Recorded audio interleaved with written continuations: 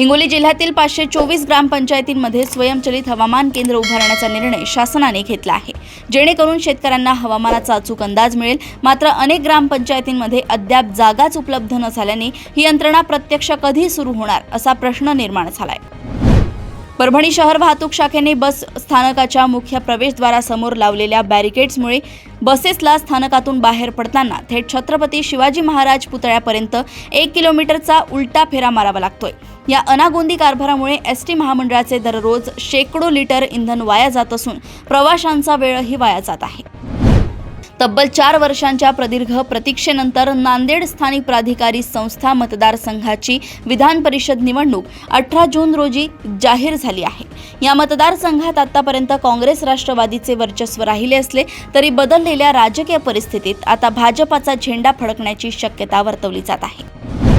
लातूर शहरातील उद्योग भवन परिसरातील एका नामांकित शिकवणी वर्गाच्या कार्यालयावर केंद्रीय अन्वेषण विभागाने पुन्हा एकदा छापेमारी केली। या क्लास चालकाची शुक्रवारी सलग 11 तास चौकशी करण्यात आली होती, ज्यानंतर रविवारी पुन्हा तपासणी सत्र सुरू झालं।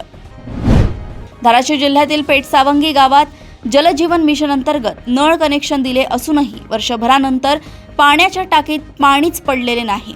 गावातील हातपंपही आणि बोरवेलही पूर्णपणे आटल्यामुळे 4,500 नागरिकांना पाण्यासाठी तीव्र पायपीट करावी लागत असून टँकर सुरू न झाल्याने रोष आहे।